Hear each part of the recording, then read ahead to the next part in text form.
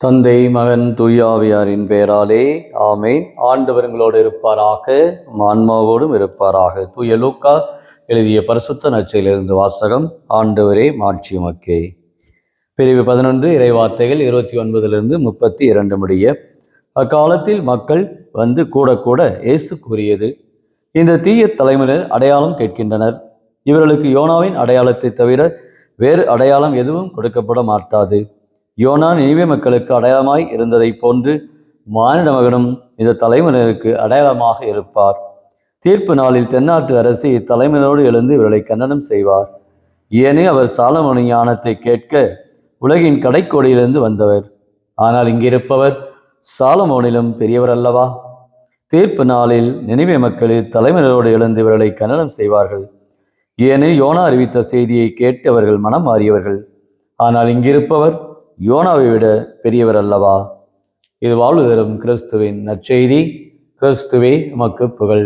இயேசுவில் பிரியமான சகோதர சகோதரிகளே, தவக்காலத்துடைய இந்த முதல் வாரத்திலே, இந்த புதன்கிழமையிலே ஆண்டவன் நம்மை அன்புள்ளவராக, இரக்கமுள்ளவராக, கனிவுள்ளவராக இந்த தவக்காலத்தில் ஒவ்வொருவருமே வாழ வேண்டும் என்பதை இன்றைய நாளிலே நாம் அனைவருமே இந்த மனமாற்றத்தை நம்முடைய வாழ்க்கையிலே பெற வேண்டும்.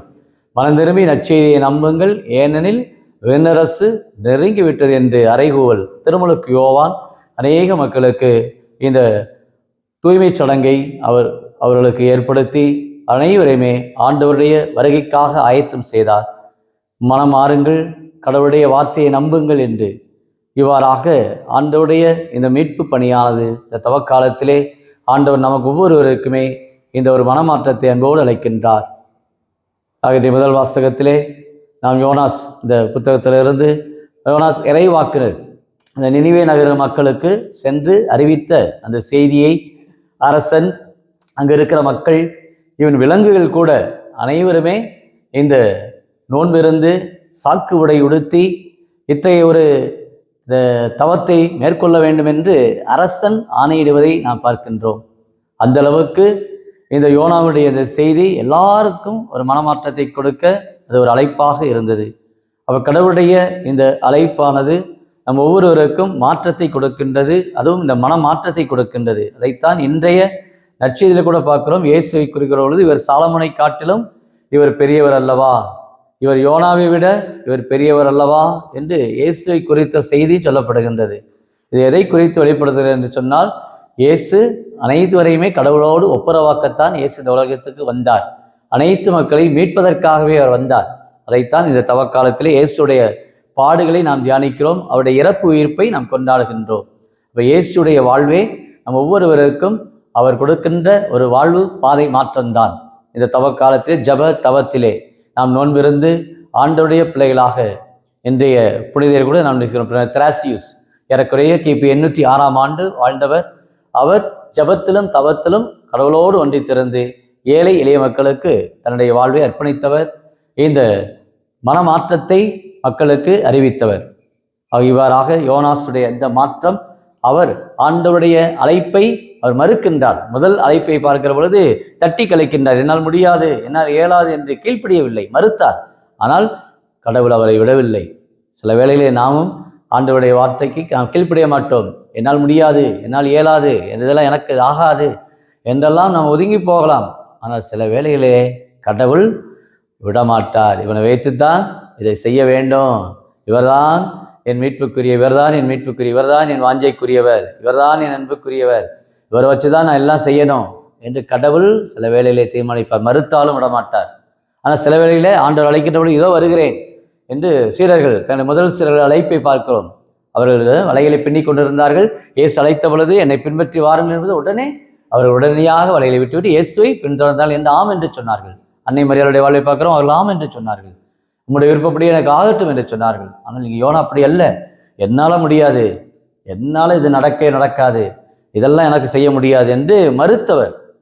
சில வேளைகளில் நாம் சில வேளையில் நினைக்க வேண்டும், நாம் மறுத்தாலும் கடவுள் நம்மை விடமாட்டார், நாம் செய்யவில்லை என்றாலும் கடவுள் நம்மை செய்ய வைப்பார். அதான் இன்றைய செய்தி. யோனா மறுத்தாலும் கீழ்ப்படியாவிட்டாலும் இயேசு அவரை விடவில்லை. கடவுள் அவரோடு இருந்தார். கடவுள் அவரை ஆட்கொண்டார். அவர் 3 நாள் அந்த மீனுடைய அந்த வயிற்றிலே அவர் 3 நாட்கள் இரவும் பகலுமாக மீன் வயிற்றிலிருந்து காப்பாற்றப்பட்டார். அவர் முதலில் இங்கே யோனாஸ் தான் இங்கே மனமாறுகின்றார். அந்த மனமாற்றத்தில் செய்தியை தான் என்ன செய்கிறார்? இன்றைய நாளிலே அவர் மீண்டும் கடவுள் அவருக்கு வெளிப்படுகிற பொழுது அந்த நினைவு மக்களுக்கு தான் பெற்ற அனுபவத்தை, தான் மனமாறி அந்த அனுபவத்தை மக்களிடம் சொல்லுகிற பொழுது அந்த நாடே, அத்தனை மக்களே, அவர்கள் எல்லாருமே சாக்கோடை உடுத்தி சாம்பல் பூசி தங்களை ஆயத்தம் செய்கின்றார்கள். தங்களுடைய பாவச் செயல்களை விட்டுவிட வேண்டும், மனமாறி கடவுளை நம்ப வேண்டும் என்ற ஒரு ஆற்றலை, நம்பிக்கையை பெறுகின்றார்கள். இயேசுவில் பிரியமானவர்களே, இந்த யோனாவை காட்டிலும் ஆண்டவர் இயேசு செய்த அரும்பெரும் செயல், தன் உயிரையே பலியாக கொடுத்திருக்கிறார். நம்முடைய பாவங்களுக்காக அவர் தன்னை பலியாக தந்திருக்கிறார். அப்ப இயேசுடைய அன்பு இதைவிட பெரியது, யோனாவை காட்டிலும் பெரியது. சாலமோனுடைய ஞானத்தை விட இயேசுடைய ஞானம் மிக பெரியது என்பதை இன்றைய நாளிலே ஆண்டவர் நம் ஒவ்வொருவருக்கு வலியுறுத்துகின்றார். ஜெபிப்போமாக. அன்பின் பரலோக பிதாவே, அப்பா இயேசுவை அருமையான இந்த நாளுக்காக நன்றி கூறுகிறோம். யோனா இறைவாக்கினர் தன்னை உணர்ந்து தன்னை ஆயத்தப்படுத்தி கடவுளுடைய வெளிப்பாடை அவர் பெற்றது போல என்னுடைய அன்றாட வாழ்க்கையை நாங்கள் சில வேளையிலே நாங்கள் கீழ்ப்படியாமல் இருக்கிறோம். சில வேளை கடவுளை கட்டளையை நாங்கள் மறுத்து வாழ்ந்து கொண்டு இருக்கிறோம், மறந்து வாழ்ந்து கொண்டு இருக்கிறோம். இயேசுவே, நீர் எங்களை இந்த வேளையிலே ஆட்களும் ஆண்டவரே, இந்த புதன்கிழமையிலே சூசைப்பட கரங்களிலே எங்களை ஒப்புக் கொடுக்கிறோம். அனைத்து மக்களுக்கும் நல்ல மனமாற்றத்தை தவக்காலம், ஒரு அன்பின் காலமாக, உறவின் காலமாக, ஒப்புரவின் காலமாக எல்லோருடைய வாழ்விலுமே இதோ நீர் எங்களுக்கு ஆசீர்வதிக்கிறீர், எல்லாரும் மனமாற வேண்டும் விரும்புகிறீர் என்ற உன்னதமான ஒரு கருத்தை நாங்கள் உணர்ந்தவர்களாக எங்களுக்கு தேவையான ஆற்றலும் இறை நம்பிக்கையும் கொடுத்து ஜபத்திலும் தவத்திலும் நாங்கள் கடைபிடிக்க தேவையான வல்லமையும் கருவையும் தருபடி கிறிஸ்து வழியாகுமே மன்றாடுகிறோம். ஆமேன்.